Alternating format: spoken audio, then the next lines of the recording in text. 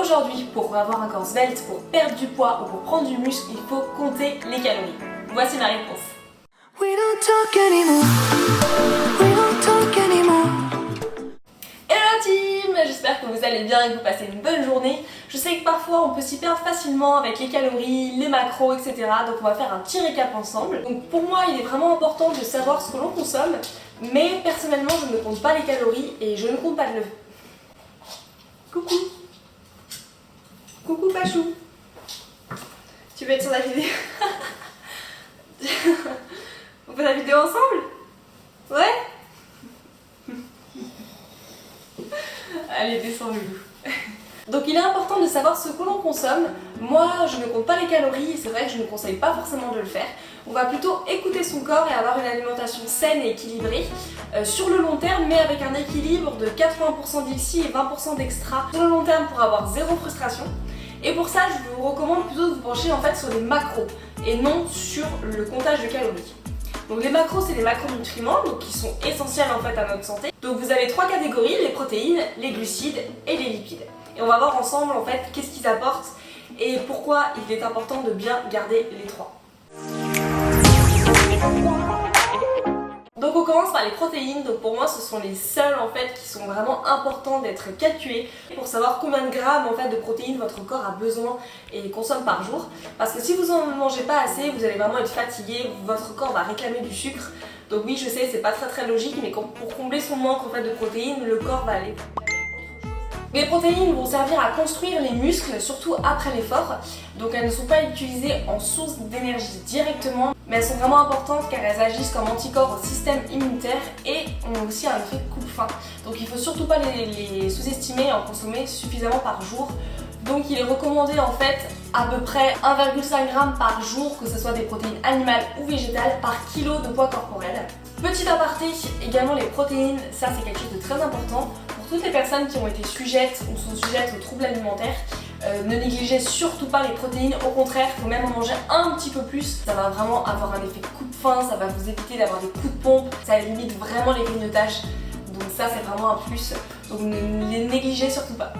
Donc les protéines on les retrouve dans différentes choses, dans la viande évidemment, dans tous les produits à base de soja, du tempeh, du soja, on va avoir du seitan aussi. On les retrouve dans les œufs, dans les produits laitiers, dans les noix également. Sachez que les noix sont aussi protéinées et aussi les légumineuses qui sont souvent laissées de côté.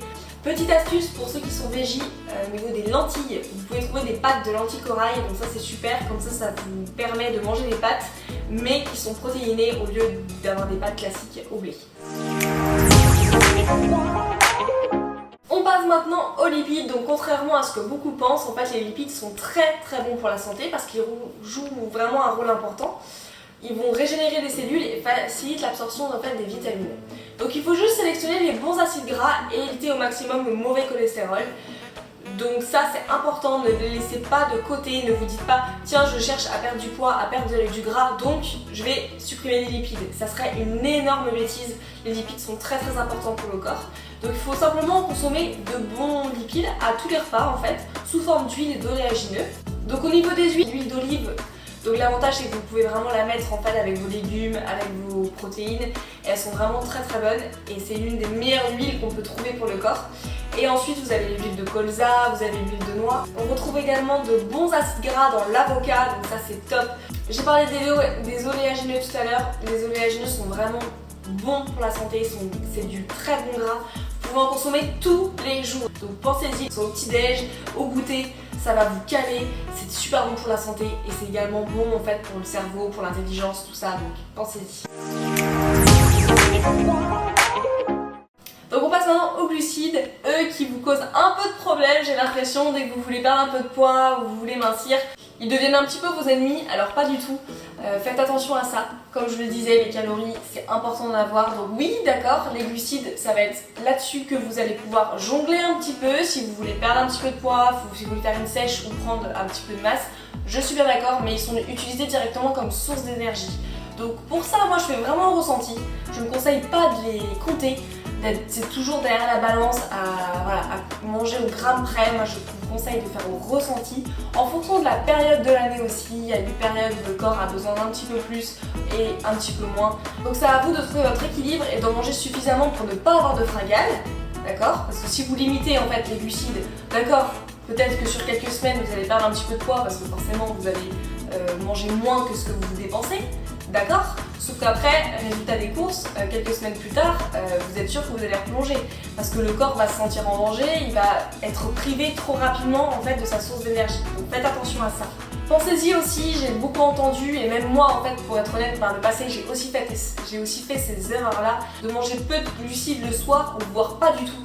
C'est vrai que moi il y a une période en fait de ma vie où le soir en fait c'était juste concombre tomate avec une soupe ou un yaourt quoi. Très light parce que je me disais le soir comme on va se coucher on va pas se dépenser donc soi-disant le corps n'a pas besoin en fait d'énergie.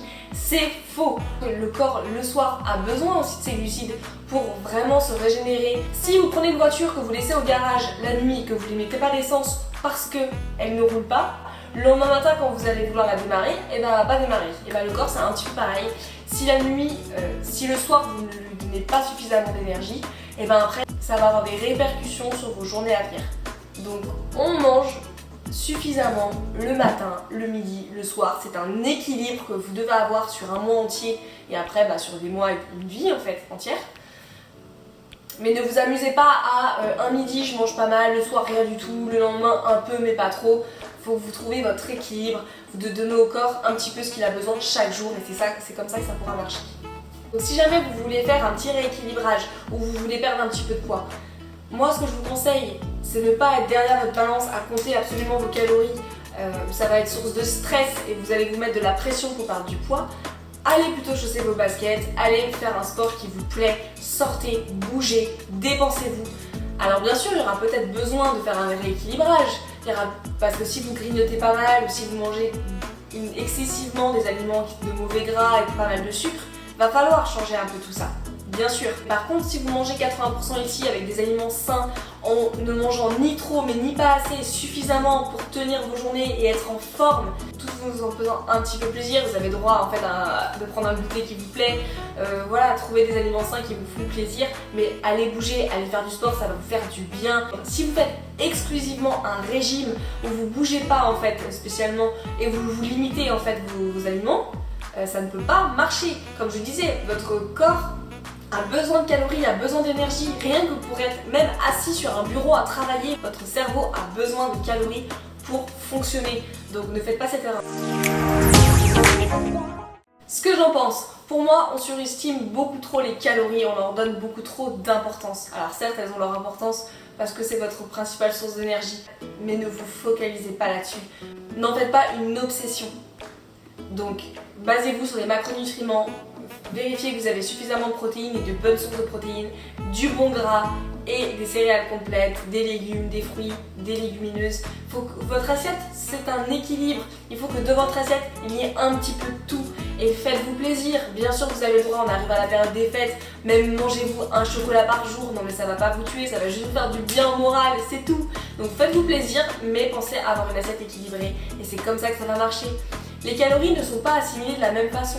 On n'assimile pas 30 g de riz et 30 g de chocolat de la même façon. Donc ça sert à rien d'être focus sur les calories. Il faut plutôt vous baser sur des aliments sains, 80% d'aliments sains et 20% d'aliments extra, des aliments plaisir, et c'est comme ça que ça marche. Dépensez-vous, faites du sport qui vous plaît et surtout prenez du plaisir dans tout ce que vous faites. Prenez du plaisir dans vos séances de sport, prenez du plaisir à cuisiner, prenez du plaisir à ce que vous mangez et c'est comme ça que ça fonctionnera. Donc j'espère que ma vidéo a pu vous aider, je vous souhaite de passer une bonne journée, de prendre la vie du bon côté. N'hésitez pas à vous abonner à ma chaîne et à liker la vidéo si elle vous a plu. Suivez-moi sur les réseaux sociaux pour agrandir la team wellness et je vous souhaite une très belle journée. Ciao ciao! We don't talk anymore.